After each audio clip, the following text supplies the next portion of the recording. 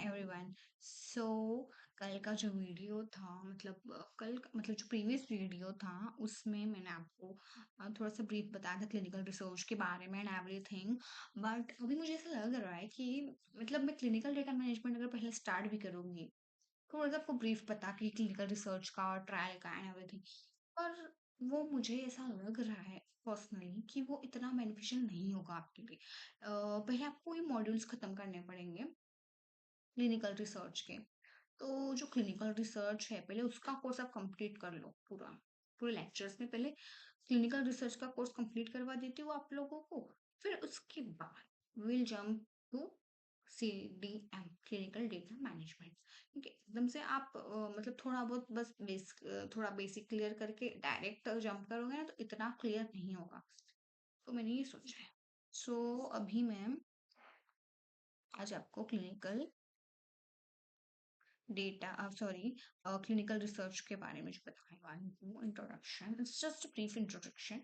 जो मैंने कल बताया मतलब प्रीवियस वीडियो में थोड़ा ब्रीफ इंट्रोडक्शन दिया था मैंने, पर इसमें थोड़ा सा मतलब हर एक टॉपिक को लेके थोड़ा और हम डिस्कस करेंगे। ठीक है।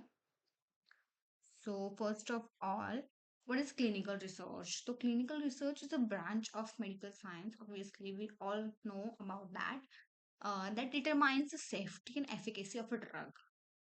सो सेफ्टी एंड एफिकेसी में आप प्रीवियस वीडियो में बता चुकी हूँ कि क्या होता है, बट स्टिल मैं आपको फिर से बता रही हूँ अगर कोई न्यू सब्सक्राइबर्स या न्यू व्यूअर्स होंगे तो उनके लिए। हम सबसे पहले सेफ्टी एंड एफिकेसी कोई भी किसी भी चीज़ की, जो ड्रग होता है या कोई बायोलॉजिकल प्रोडक्ट है या फिर कोई मेडिकल डिवाइस है या कोई डायग्नोस्टिक है प्रोडक्ट है, जो भी है, तो जो भी डिवाइसेस है, डिवाइसेस मतलब लेजर ट्रीटमेंट के लिए कोई डिवाइस हो गया, डायग्नोस्टिक प्रोडक्ट मतलब कुछ हमारे ग्लूकोमीटर हो गया, सो इट्स डिवाइसेस प्रोडक्ट्स। और ड्रग ड्रग ले सकते हैं हम एग्जाम्पल। सो जो भी है उसको हमको सेफ और एफिकेसी होनी चाहिए। ठीक है, सेफ भी होना चाहिए और एफिशिएंट भी होना चाहिए। So basically we all know about the safety and efficacy, जो प्रीवियस वीडियोज देख चुके हैं, पर मैं जो न्यू व्यूअर्स के लिए बता देती हूँ कि सेफ्टी मीन्स कि हम वो जो ड्रग यूज करने वाले हैं वो हमारे लिए सेफ है कि नहीं, और एफिकेसी में भी वैसे ही कि एफिशिएंट है या नहीं, जो ड्रग को हम क्योर करने के लिए यूज कर रहे हैं वो क्योर हो रहा है या नहीं। क्योंकि in short we have to stick to the fact that कि कोई भी ड्रग जब मार्केट में आती है तो हम उसको सेफ्टी और एफिकेसी के पैरामीटर्स पे ही चेक करते हैं। 100 पेशेंट्स लिए हमने, 100 सब्जेक्ट्स लिए, तो 100 लोगों में से, 100 पीपल में से हमको अगर 90% 90 लोग हैं जो ठीक हो गए हैं उससे, तो हमारा ड्रग एफिशिएंट है, एफिकेसी उसकी वन मतलब एफिकेसी ठीक है उसकी, गुड है, 90% है तो। एंड अगर उसी में 50-50 हो गया, अगर 50% ठीक हुए, 50% नहीं ठीक हुआ है, थोड़ा झोल है, मतलब थोड़ा हमें उस पर ध्यान देने की जरूरत है ड्रग। और अगर 30% ही ठीक हुए हैं, 70 नहीं ठीक हुए हैं, तो हमारे ड्रग में प्रॉब्लम है, तो हम उसको मार्केट में रिलीज नहीं कर सकते। Same applies to safety. अगर सेफ्टी में अगर 90 to 95% लोग अगर ठीक हो जाए, मतलब उनको सेफ रहता है, उनके कुछ भी नहीं होता है, तो that's safe. And if it doesn't, मतलब अगर इफ जैसे कि 50-50% का रेशियो हो जा रहा है या फिर कम हो रहा है, 50% से भी कम लोग सेफ है, बाकी लोगों को कुछ एडवर्स इवेंट्स हो रहे हैं, मतलब कुछ साइड इफेक्ट एंड एवरीथिंग हो रहा है, सेफ नहीं है उनके लिए, डेथ तक की सिचुएशन आ रही है, तो we will not call it safe. Okay, so we have to reconsider the fact कि हमको ड्रग मार्केट में लाना चाहिए या नहीं, या फिर ड्रग में कुछ चेंजेस करने चाहिए जिससे वो हमारे लिए सेफ बने, एफिशिएंट बने। सो ये सब होता है। और क्लिनिकल रिसर्च हमेशा ह्यूमन पे ही होता है। क्लिनिकल रिसर्च मीन्स वो ह्यूमन पे ही हो रहा है। प्री क्लिनिकल जब हम बोलेंगे तब वो एनिमल्स पे होगा, क्लिनिकल हमेशा ह्यूमंस के लिए ही होता है। जस्ट ध्यान रखना है इसको, कभी कभी कभी कुछ एमसीक्यूज ऑप्शंस में आ जाए। So why do we need clinical trials? Obviously आप सबके मन में एक क्वेश्चन तो होगा ही कि हमको क्यों चाहिए भाई क्लिनिकल ट्रायल। तो मेन पर्पस हमारा सेफ्टी एंड एफिकेसी, ओके, क्योंकि हमको न्यू ट्रीटमेंट चाहिए, चाहिए ही चाहिए। कैंसर के लिए हमको न्यू ट्रीटमेंट चाहिए, हमको हर चीज के लिए न्यू ट्रीटमेंट अभी मतलब चाहिए ही चाहिए। आजकल नहीं हो रहा है कि क्योर हो रही है आसानी से, अपने आप क्योर नहीं हो रही है। हमको कोविड के लिए भी वैक्सीन चाहिए था। वैक्सीन भी एक प्रकार की, मतलब वैक्सीन भी इस कैटेगरी में हम डाल सकते हैं कि उसका भी पहले ट्रायल हुआ है, फिर सब हुआ है। ये सब न्यू ट्रीटमेंट की कैटेगरी में आ जाए, मेडिकेशंस और मेडिकल डिवाइसेस। सो हमको चाहिए, अभी भी चाहिए, बहुत सारे चाहिए।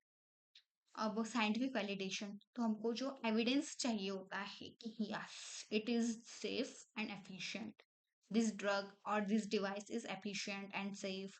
तो हमको ये सब प्रूफ देना पड़ता है, पहले हमको ट्रायल करवाना पड़ता है, फिर ट्रायल के बाद जो भी डेटा रहता है उसको हमको एज अ प्रूफ सबमिट करना पड़ता है। तब हमको वैलिडेशन मिलता है कि yes it is safe and efficient, so you can use it. Okay. Improve treatment, ये सब वही है, मतलब कि हाँ, prevent, diagnose and treat disease. कुछ डायग्नोस के लिए डायग्नोस्टिक भी होता है, मतलब कुछ जो डिवाइसेस वो डायग्नोस करने के लिए भी बनते हैं, ईसीजी एंड एवरीथिंग, कि क्या है पेशेंट, क्या हुआ है क्या नहीं हुआ है। कुछ प्रिवेंट करने के लिए भी बनाए जाते हैं, कुछ डिसीज को क्योर करने के लिए, कुछ ट्रीट करने के लिए। प्रिवेंट मीन्स कि हम वैक्सीन बनाते हैं, क्योंकि वैक्सीन हम लेने के बाद फिर हमको वो डिसीज नहीं होती है। जैसे कोविड की हमने वैक्सीन ली, उसके बाद हमको कोविड नहीं हुआ, हमने प्रिवेंट किया, हमको हुआ थोड़ी था कोविड, हमने कोविड होने के पहले ही ले ली, ताकि कोविड अगर हो तो फिर उसका हमारे पे कुछ भी सिम्टम्स ना आए, कुछ हमारे पे उसका असर ना हो, कुछ इफेक्ट ना आए, इसलिए। एंड डायग्नोस तो अभी बता दिया। ट्रीट डिसीज मतलब डायबिटीज है किसी इंसान को, उसको इंसुलिन इंजेक्शन दे रहे हो, उसको हम ट्रीट कर रहे हैं। सो उसके बाद रेगुलेटरी अप्रूवल, तो न्यू ट्रीटमेंट आने के पहले भी हमें, जब हम ट्रायल करते हैं उसके पहले भी हमको रेगुलेटरी अप्रूवल चाहिए होता है। और जब रन होता है, हमारा ट्रायल चल रहा होता है, ऑनगोइंग भी होता है, तभी भी हमको उसमें बहुत सारे ट्रायल अप्रूवल लगते हैं। और उसके बाद होने के बाद भी हमको रेगुलेटरी बॉडीज से हमको वो लेना पड़ता है अप्रूवल। उसके बाद ethical standards, clinical trials ensure that treatments are made ethical standards, जो हम पहले तो हमको अप्रूवल चाहिए एफडीए का, जो होता है शुरू होने से पहले। फिर जब साइमल्टेनियसली जब काम चलता रहता है हमारा, हम न्यू न्यू साइट्स को इनिशिएट करते हैं कि ये डॉक्टर है, हम इसको लेंगे हमारे स्टडी में, डॉक्टर ये काम करेगा। तो उसको भी हमको एथिकल स्टैंडर्ड में भी हमको उसको पैरामीटर पे आना चाहिए कि वो डॉक्टर कैसा है क्या है, और उसकी भी सारी डिटेल्स, उसकी साइट की, हॉस्पिटल की डिटेल्स, उसका एजुकेशन, सारा कुछ हमको इसी को सबमिट करना पड़ता है कि ये एफिशिएंट है, मतलब डॉक्टर ये कर सकता है या नहीं, तो उनका अप्रूवल हमको चाहिए होता है कि दैट, या ओके। ये आपको आराम से आगे समझ में आएगा, अब इतना समझ में नहीं आएगा। एडवांटेजेस का इंडिया में क्यों है ज्यादा क्लिनिकल रिसर्च, ये दैट्स द मेन थिंग कि क्यों है एडवांटेज, क्योंकि डाइवर्स पॉपुलेशन है। ऑब्वियसली हमारी पॉपुलेशन इतनी बढ़ चुकी है क्योंकि हमारे पास ट्रायल के लिए बहुत सारे लोग हैं, तो हम उनको इजीली दे सकते हैं। और क्या होता है कि जो पुअर लोग होते हैं, जिनके पास खाने के पैसे नहीं होते हैं, या जो 2 वक्त का खाना बड़ी मुश्किल से कमा रहे हैं, तो उनको लालच दिया जाता है कि आप इसमें करो, हम आपको इतने पैसे देंगे, और हमारा क्या है कि ड्रग भी मार्केट में आ जाएगा और हमारा ट्रायल भी पूरा हो जाएगा। कभी कभी हमें पेशेंट्स नहीं मिलते हैं, तो ऐसा भी करना पड़ता है, बट आई डोंट थिंक कि ऐसा होता है। बट कर सकते हैं वो, उनका मतलब उसमें लिखा होता है कि या पेशेंट को इतना रिइंबर्समेंट मिलेगा, तो दैट्स गुड, मतलब कि वो ठीक है। पर अगर नहीं लिखा होता है फिर भी हम पेशेंट को दे रहे हैं, तो दैट्स नॉट गुड। अगर प्रोटोकॉल में सब चीजें लिखा हुआ है कि हाँ दे रहे हैं पेशेंट को, तो it's ethically good, it's, but अगर ये नहीं है तो ये नॉन एथिकल काम है, ठीक है। फिर लार्ज पेशेंट पूल है, हमारे पास पेशेंट्स भी बहुत सारे हैं, डायबिटीज के, कैंसर के हैं, ये है वो है। डायबिटीज तो हर घर में है, मतलब हर जगह है। इंडिया में बहुत डायबिटीज है क्योंकि शुगर ही इतनी कंज्यूम करते हैं लोग, इतना मीठा खा रहे हैं, इंडिया में मिठाइयाँ ही मिठाइयाँ हो रही। सो कॉस्ट इफेक्टिव, इंडिया में पैसे भी कम देने पड़ते हैं। जो बाहर की फॉरेन कंट्रीज होती है, वहाँ के जो स्पॉन्सर्स हैं हमारे यहाँ के सीआरओज को हायर करते हैं, या फिर बाहर के सीआरओज भी हमारे यहाँ कंडक्ट करवाते हैं स्टडीज। क्यों? क्योंकि हमारे यहाँ कॉस्ट कम लगता है comparatively abroad. Okay. Skilled professionals भी है हमारे यहाँ, काफी कोई है। एंड ठीक है, अभी ड्रग डिस्कवरी की बात करते हैं। सबसे पहले क्या होता है कि एक आइडिया आता है इंसान को, दैट वाह दिस इज गुड, ऐसे करके कि मुझे एक आइडिया है कि मैंने एक ड्रग के बारे में सोचा है कि ये ड्रग कैसा काम करता है। मतलब कि मैंने सोचा है, बस सोचा है कि डायबिटीज क्यों होता है। फिर थोड़ा सा उस पर रिसर्च किया कि हाँ, डायबिटीज इसलिए होता है क्योंकि हमारे बॉडी में इंसुलिन हार्मोन कम हो जाता है। और insulin hormone is responsible for what? Insulin hormone is responsible for glucose को जो है वो ब्रेक करने के लिए। तो जो ग्लूकोज है वो ब्रेक ही नहीं हो रहा है, तो ग्लूकोज बढ़ता जा रहा है, ग्लूकोज का लेवल, क्योंकि इंसुलिन उसको ब्रेक करता है। इंसुलिन नहीं है बॉडी में, तो क्या हो रहा है कि जो ग्लूकोज का लेवल है बढ़ता जा रहा है, बढ़ता जा रहा है, और ग्लाइकोजन में हो रहा है, और इंसान को मतलब कि मतलब डायबिटीज हो रही है। तो हमको ये समझ में आ गया कि इंसुलिन की वजह से है ये डायबिटीज। तो क्या ऐसा हो सकता है कि हम इंसुलिन बाहर से दें? अगर किसी इंसान को इन विट्रो हम मतलब सॉरी थ्रू इंजेक्शन या कुछ मेडिसिन के थ्रू हम इंसुलिन दे, तो इफ इट इज पॉसिबल, हो सकता है क्या? तो यस, हो सकता है। पर कैसे? फिर रिसर्च होता है उस पे, ईयर्स ऑफ रिसर्च, क्योंकि छोटा सा आइडिया होता है, पर उस पे फिर हम काफी टाइम तक रिसर्च करते हैं कि हाँ क्यों होता है। साइंटिस्ट करते हैं ये सब काम। साइंटिस्ट रिसर्च करते हैं कि कैसे होगा, क्या नहीं होगा, फिर कैसे करेंगे हम, फिर बाहर ये रह पाएगा क्या, क्योंकि हार्मोन तो हमारा अंदर था इन विवो। तो इन विट्रो हम उसको कैसे लाएंगे, और फिर इंजेक्शन में मतलब इन विट्रो कैसे रह पाएगा, और बाकी बॉटल्स वगैरह में। तो फिर उसकी फिर डिस्कवरी होती है कि हाँ फिर ये ऐसे ऐसे होगा, फिर इस तरह से होगा। फिर हम मॉलिक्यूल को डिस्कवर कर ही लेते हैं कि हाँ यही है वो ड्रग, यही हमारा इंसुलिन।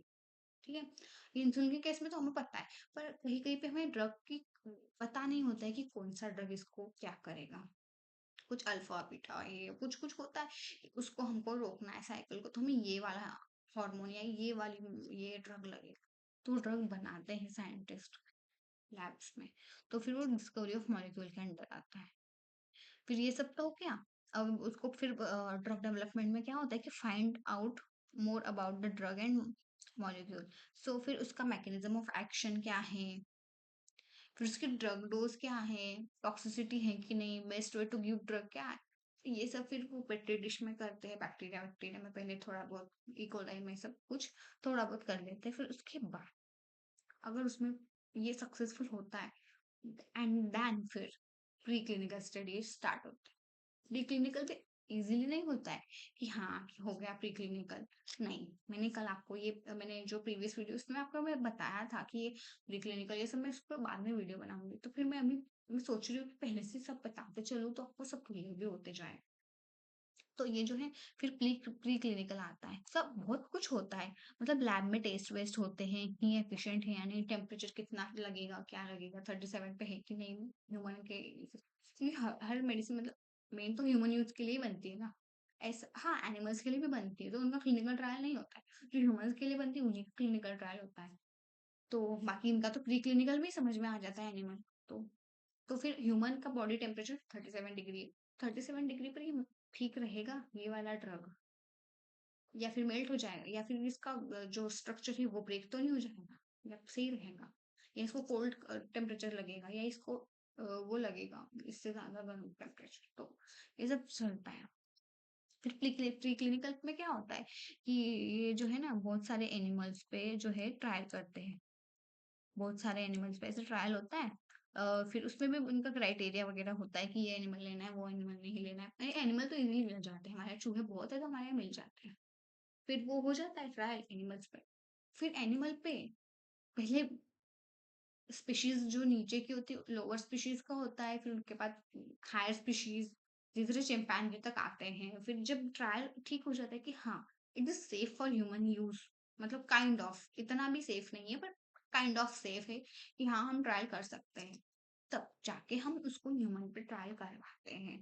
तो प्री क्लिनिकल स्टडी हम करते हैं, फिर उसके बाद हमको ना एक एप्लीकेशन देना पड़ता है। ठीक है, हमको क्या करना पड़ता है, एक आईएनडी एप्लीकेशन देना पड़ता है। हमको क्या देना पड़ता है, एक आईएनडी एप्लीकेशन टू एफडीए। ठीक है, ये आईएनडी एप्लीकेशन हम किसको देते हैं, एफडी और ए। तो एफडीए को हम आईएनडी एप्लीकेशन इसलिए देते हैं, इन्वेस्टिगेशनल न्यू ड्रग एप्लीकेशन के मीन पे इस पे इन्वेस्टिगेट करने वाले इन्वेस्टिगेशनल ड्रग है हमारा, तो न्यू ड्रग है, तो हम इसको मार्केट में लाने के लिए हमको ट्रायल करना है, इसलिए हम आपको आईएनडी एप्लीकेशन दे आईएनडी एप्लीकेशन दे दी, फिर वो अप्रूव होती है हमारी एप्लीकेशन, प्री क्लिनिकल का हमारा डेटा देखते हैं कि क्या है क्या नहीं। फिर वो अप्रूव होने के बाद हम उसका फिर फेज 1 फेज 2 फेज 3 हम ट्रायल क्लिनिकल ट्रायल स्टार्ट होता है। ठीक है, laboratory research determine if treatment is useful और सेफ। प्री क्लिनिकल में सारा कुछ आ गया कि सब एनिमल टेस्टिंग और फिर सेफ है कि नहीं, हम उसको सब सर्च करते हैं, लैब से लेके वहां तक सब है। उसके बाद फेज 1 स्टार्ट होता है 6 to 10 पार्टिसिपेंट्स के साथ में।